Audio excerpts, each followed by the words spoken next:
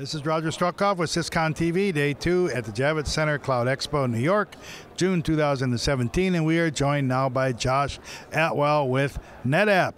Just got off a plane from London. He was at a developers conference in London that was about DevOps. My God, they've heard of DevOps all over the world. We've heard of it here. Things are really maturing. I think that's a big theme of his, is how things are maturing. So let's let him tell a story. Josh, thanks for joining us. And what did you talk about? I think you're talking about it here too. Yeah, and thanks for having me. It's really good to be here. So the DevOps Enterprise Summit, I was just there yesterday, in fact, and just here today, I finished up a session talking about how to accelerate DevOps maturity. And we've had a couple of things kind of converge on this topic recently. We just had the 2017 State of DevOps report from Puppet and Dora released yesterday, and one of the topics they had in there as well is talking about some of the thresholds and milestones for DevOps maturity and how organizations are now hitting this point where they are getting more automated.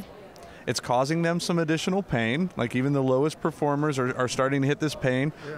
They get up here and they get really excited because they're making gains, and then they start releasing more quickly and realize how much stuff they still have to automate, and there's this trough of disillusionment here. Yes. But then they're pulling out the other side, and we're seeing that the pace of people moving from here and up through, down through this trough is increasing.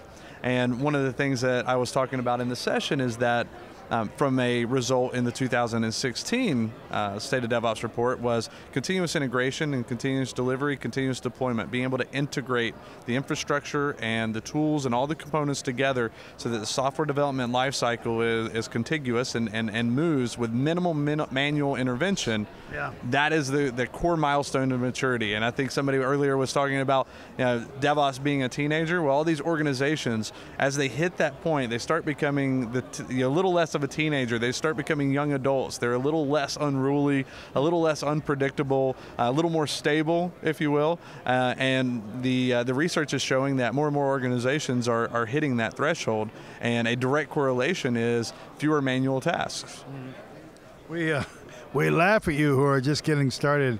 I mean, because the reality is that you've been doing this for a while. You probably learned some lessons along the way. Maybe is it easier to kind of migrate towards a DevOps culture now because of the body of work, because of the lessons learned? Yeah, the way I tend to describe that is, if you think about Brer Rabbit and the Briar Patch, one of the things that most organizations are really looking for is to find out how to navigate the Briar Patch that is DevOps without bleeding or getting cut as much. And what we have now, and the DevOps Enterprise Summit was actually a great event for this, more organizations that can talk about where they got cut, what made them bleed the most, where the most pain was, so that organizations could focus earlier on to what that value add is. Like what is the thing that I need to do in order to avoid that cut and that pain? So I'm thinking about cloud computing. Some people are saying there is no cloud computing without DevOps. To what extent do you agree with that or disagree with that? I completely disagree with that. I think they're completely individual, discrete things. Cloud computing is a methodology for running applications and delivering workloads, or not delivering workloads, but running workloads. DevOps is a mechanism for delivering workloads and creating the applications and getting them to market.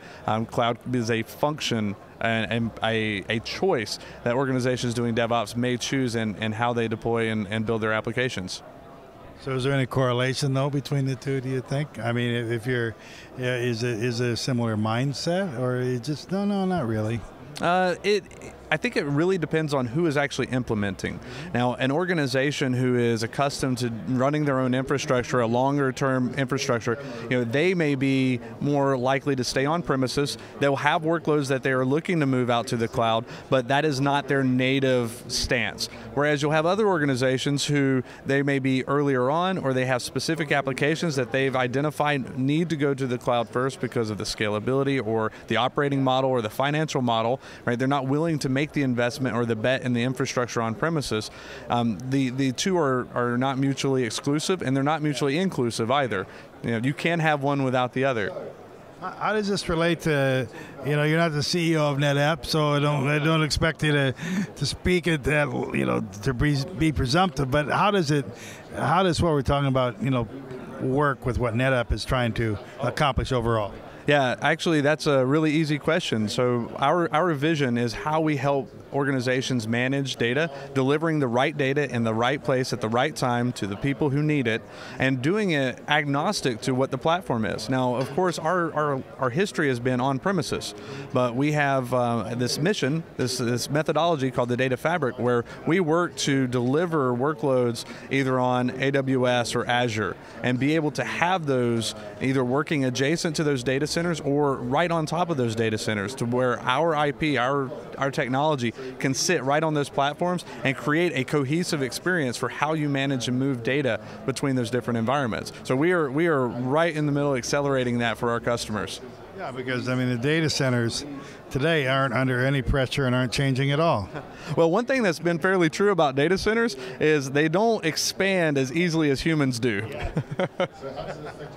Oh, that's cruel, but it's absolutely true. Hey, it takes a lot of effort to slim a data center down, just like it takes a lot of effort to slim a person down. I'm taking up too much real estate here. And so how do you square that circle? That's exactly the essence of the challenge, and it's why, in a way, let's not get too excited about, public cloud taking over the world, for example. Let's just slow down a little bit. But in fact, there are sort of profound challenges or profound threats even to the traditional data center, I think. Oh, absolutely. I think if you looked at AWS reInvent, Amazon said something there that should have put every IT organization on notice to some degree. They said they wanted to be the IT organization, the best IT organization of choice in the world. And that is a profound statement, because their desire is for them to be preferred over your own IT organization. Fortunately, more and more tools and capabilities have come out, and the effort required in order to deploy those continues to go down. Still a tremendous undertaking, still a lot of effort, but things like DevOps, for instance, give more organizations a framework to look at the business outcomes of delivering cloud privately on premises, and looking at a strategy that is holistic, because I think the model that we will see is a hybrid model for the majority of organizations, and that also ties into the applications. As the applications evolve, how they're going to move from one stage to the other. Multi-cloud, hybrid, multi-cloud. Hybrid and multi-cloud are two different terms. Again, not mutually exclusive, though. No, absolutely not exclusive. In fact, you may have organizations who are multi-cloud who have no awareness of their hybrid cloud, because a group has gone out and gotten a software as a service mechanism, that's cloud, and it's completely like, do you think the Exchange team is talking to the web portal team? Not necessarily, right? The lovely shadow IT. Shadow IT is a growth industry. It'll always be there. This is complex stuff. NetApp's been around for a while. They're addressing these challenges. You all probably know the website, but the URL. But how are they going to find NetApp online, and where can they learn more about what you're doing and the DevOps aspect of what NetApp is doing? Sure, so NetApp.com for all the core things all about NetApp, but I actually run our developer community with a group of other people. It's not just me by myself, right? But NetApp.io, it's the pub. See, that's the way to do it. Yep. I wish more companies would ask me, because that's exactly the way to do it. You didn't have to ask me, but that's exactly right. Thanks a lot for joining us. Absolutely. Thanks for watching. For Syscon TV, this is Roger Struckoff.